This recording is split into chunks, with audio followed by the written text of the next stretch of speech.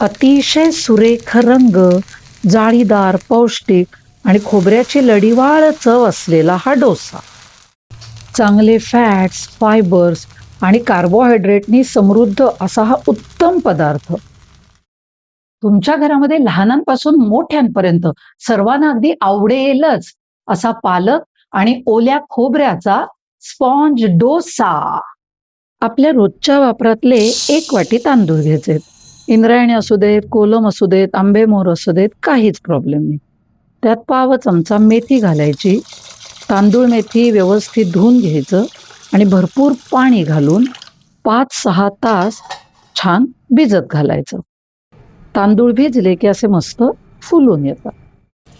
मिक्सरमध्ये तांदूळ घालून त्याच्यात आवश्यक तेवढंच पाणी घालून ते अगदी बारीक वाटून घ्यायचं. एकदम तलम मिश्रण मिळालं पाहिजे हे असं.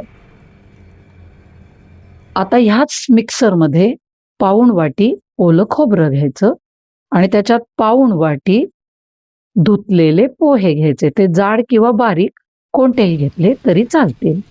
त्यात आवश्यक तेवढं पाणी घालून हे सुद्धा एकत्र बारीक वाटून घ्यायचं आणि वाटलेल्या तांदळामध्ये. त्याच मिक्सरमध्ये 1.5 वाटी बारीक चिरलेला पालक, 3-4 आल्याचे छोटे तुकडे, 3-4 लसणीच्या पाकळ्या आणि तुम्हाला तिखटपणा किती हवा त्यानुसार 4-5 हिरव्या मिरच्या, आवश्यक तेवढं पाणी आणि हे सुद्धा अगदी बारीक वाटून वाटलेल्या सगळ्या मिश्रणात घालायचं. सगळं व्यवस्थित एकत्र करायचं. काय सुरेख हिरवागार रंग आलाय बघा. हा रंग बघूनच घरातली लहान मुलं सुद्धा हे खायला लगेचच तयार होतील बघा. पिठाची कन्सिस्टन्सी ही अशी पाहिजे. 8 तास आंबवायला ठेवून द्यायचं. 8 तासानंतर पीठ हलकं होतं आणि त्याच्यावर अगदी हलके असे बुडबुडे येतात. त्यात चवीनुसार मीठ घालायचं. सगळं व्यवस्थित एकत्र करायचं. गरम तव्यावर मध्यम आचेवर 2 डाव पीठ घालून घ्यायचं आणि अगदी हलकंसं पसरायचं. गरम तव्यावर हे बघा लगेचच अगदी सुंदर जाळी पडायला सुरुवात होते.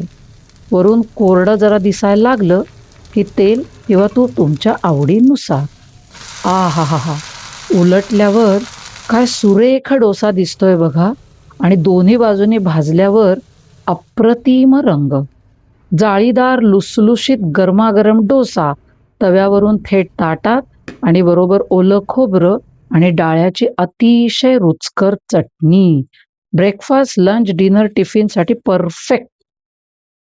पालक खोबऱ्याचा हा स्पॉन्ज डोसा एकदम सुपर. नक्की करा.